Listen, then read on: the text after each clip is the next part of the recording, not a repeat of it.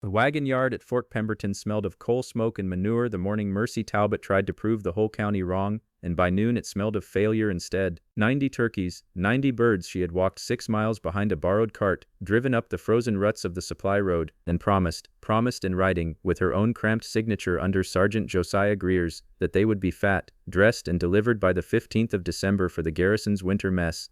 The whole town of Cutter's Bend had turned out to watch her unload them into the banked house she'd built behind the depot, a squat sod-roofed structure with no visible stove, no visible fire, nothing but straw and darkness, and her late husband's word that it would work. 68 degrees in there by nightfall, she told them, with not a coal burned. Otis Vance stood at the front of the crowd with his arms crossed over a coat that had cost more than her whole flock, and he said the line that would follow her through the rest of that winter: "You can't warm the dead, girl, and these birds were half dead when you bought them." She had bought them from him. 90 turkeys, frost-nipped and shivering, salvaged off an overturned freight wagon in the first hard frost of October, for $6 even, less than 7 cents a bird. Vance had laughed while he counted her coins, certain he was selling her nothing but slow-motion carrion, birds too far gone to fatten, too cheap to be worth feeding through a Dakota winter. He'd told half the county about it before she got the money back in her apron pocket. The joke had traveled faster than she had.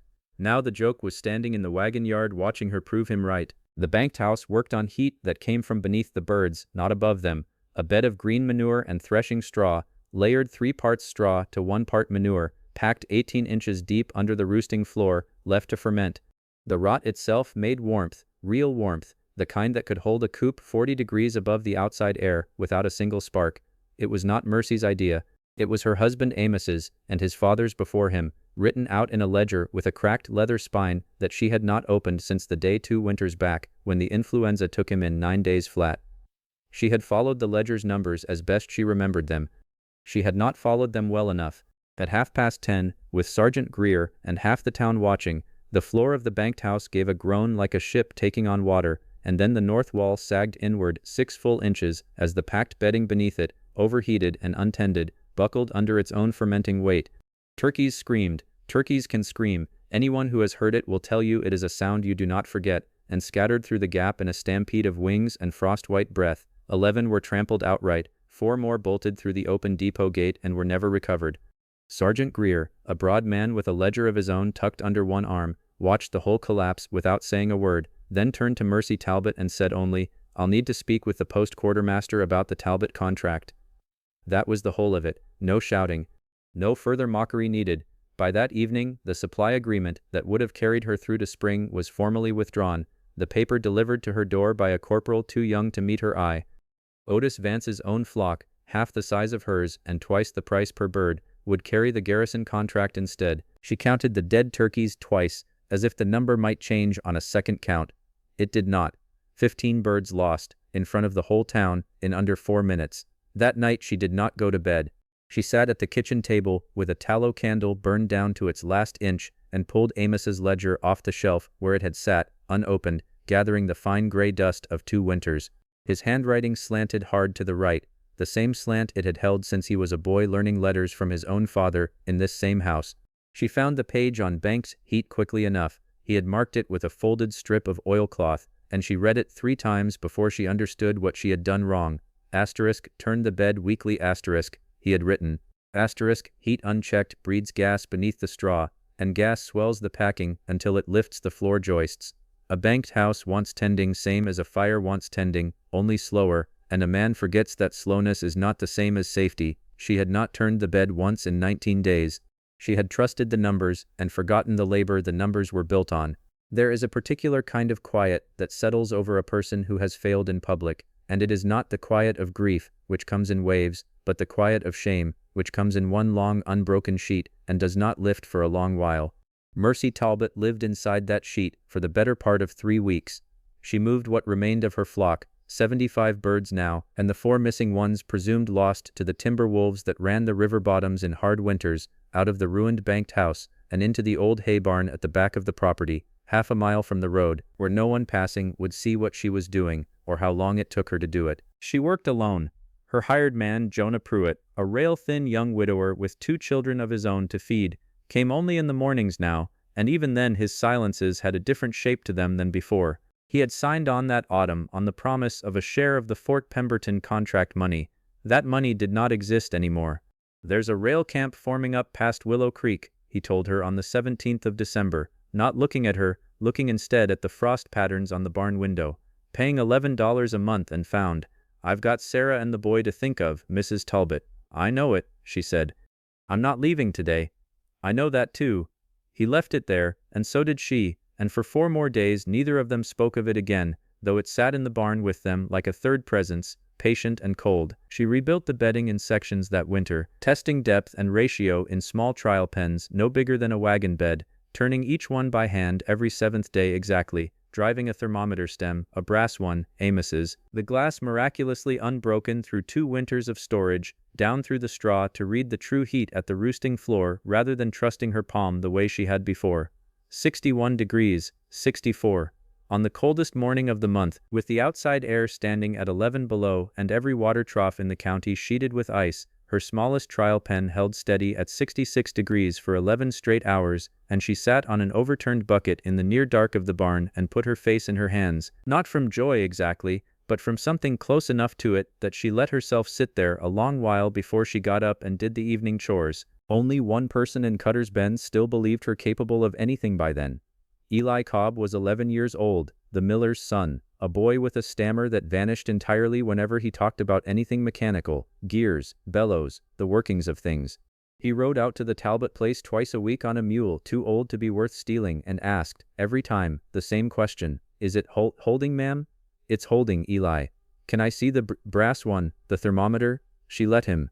He copied her readings into a scrap notebook of his own, a boy's careful imitation of a ledger, and she did not have the heart to tell him that watching numbers was not the same as knowing what they meant, because in truth she was not entirely certain of the difference herself anymore. Jonah Pruitt's crisis came to its point on the 2nd of January, in the worst possible way, not with an argument but with a wagon, already loaded, standing hitched in the yard at first light. He had come to tell her in person rather than send word, which she understood even then was its own kind of respect, but it was a leaving all the same. She did not argue with him. She went instead to the tack room and came back with the whole of what cash remained to her, $11, every cent she had left after the winter's feed, and the lumber for the trial pens, and pressed it into his hand along with a slip of paper. Not payment for work already done, though it covered that debt twice over. A wage, 3 months paid forward, for work not yet begun. "I can't take a wage for nothing done," he said. "It's not for nothing, it's so your boy eats through February whether the banked house holds or not. I'd rather you stay because you chose to than because you were owed to." He looked at the money a long time. Then he looked at the barn, where the smallest trial pen still glowed faint orange through its cracks from the low winter sun, holding its heat the way a coal bed holds heat long after the flame is gone.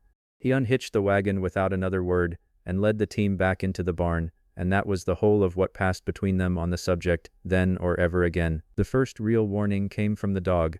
Tick was a blue heeler bitch, 12 years old, arthritic in the hips and generally too dignified to bark at nothing, and on the 9th of January she would not settle.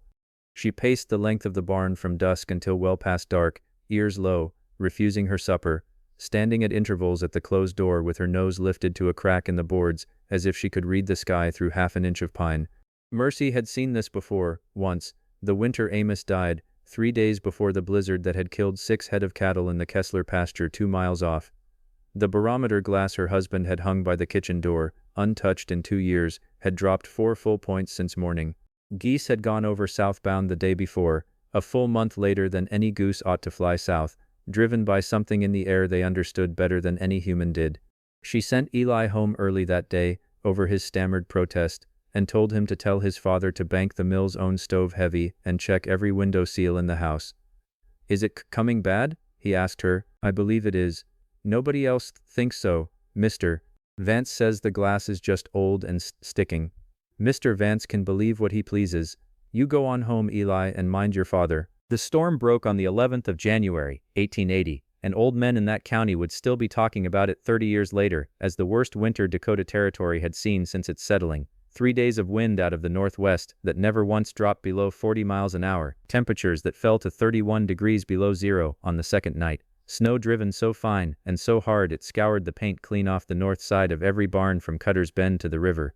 Mercy Talbot had built her true banked house, the full one, rebuilt from the ruin of December, this time with a ventilation pipe of fired clay running through the packed bedding exactly as Amos's ledger specified. this time turned every 7th day without fail, finished and stocked with all 75 surviving turkeys 9 days before the storm hit. She had told no one in town. She wanted, this time, to be certain before she was seen.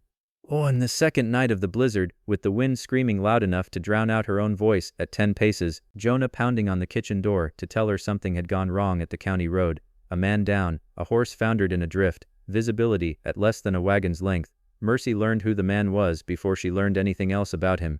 It was Otis Vance. He had gone out at dusk, against every sane counsel, to check on his own flock's shelter, and been caught in the full teeth of the storm on the walk back, his horse floundering belly deep in a drift not 400 yards from the Talbot property line. There is a version of that night where Mercy Talbot does not go out into it. No one would have blamed her for it, least of all the man she'd be going out to save. She stood in her own doorway for the space of perhaps 4 seconds, with the wind tearing the warmth straight out of the house, and in those 4 seconds every doubt of the December collapse came back on her at once. The groan of the north wall, the screaming turkeys, Sergeant Greer's flat, unbothered voice delivering the verdict that had ended her contract. Her first hand went not to the lantern but to the door itself, half shutting it again, some old animal part of her certain that the safest thing, the only sane thing, was to stay inside and let the storm do what storms do. Then she thought of the ventilation pipe, and the brass thermometer, and 66 degrees held steady for 11 hours on the coldest morning of December, and she understood, with a clarity that arrived all at once rather than by degrees, that the banked house was not a gamble anymore.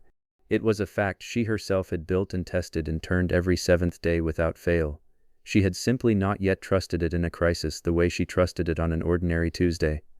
She took the lantern back up. She and Jonah went out into it together, a length of clothesline lashed between them so as not to lose each other in the white, and they found Otis Vance 40 minutes later, half buried against his own downed horse, his hands too frozen to fully close, still conscious, but past the point of being able to walk unaided. They did not carry him to his own house, a mile and a half off, in conditions that would have killed all 3 of them in the attempt. They carried him to the only warm shelter within reach that had no fire, no stove, no coal, the banked turkey house, where the buried bed of straw and fermenting manure held a steady 64 degrees against a night that stood at 31 below outside its walls. They packed him into the dry straw at the warmest edge of the roosting floor, wrapped in every blanket the barn and house together could produce, with 75 turkeys shifting and clucking in the dark around him, and there he stayed until the worst of the storm broke on the morning of the 3rd day. He did not thank her that morning. He was too far gone with cold and shame together to manage much beyond a nod, and Mercy did not ask for more than that. She checked the thermometer stem instead, drove it down through the straw with hands that had gone stiff and clumsy from the night's work, and read 63 degrees off the brass dial by lantern light, steady as it had been the whole 3 days through.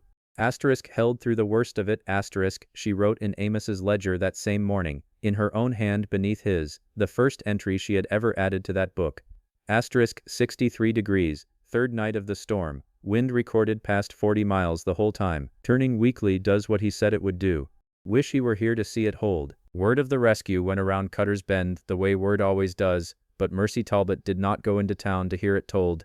There was no crowd waiting at her gate, no reversal of the sergeant's judgment delivered with fanfare, no return of the contract she'd lost in December that went, in the end, quietly and permanently to Otis Vance's smaller flock, a fact she accepted without argument once the spring thaw came. What she had instead was smaller and to her worth a good deal more, 75 turkeys alive and fattening through the deep cold that killed poultry and cattle alike across 3 counties that January, a debt of a very particular kind owed her by the one man in the territory who had mocked her loudest, and a ledger with 2 hands worth of writing in it now, instead of 1. Jonah Pruitt stayed on past that winter and the next. Eli Cobb kept his scrap notebook of readings until it filled, and he started a second one. Otis Vance never once, in all the years that followed, repeated the line about warming the dead, and when asked by strangers passing through why he bought his winter turkeys from the Talbot place and no other, he generally found some reason to change the subject. Mercy herself said very little about that winter to anyone who asked. What she kept, in place of the town's applause, was the quiet certainty of a woman who had failed once in front of everyone she knew, and built her way back to solid ground alone, one turned bed of straw at a time, trusting a dead man's numbers only after she had proven them true with her own 2 frozen hands.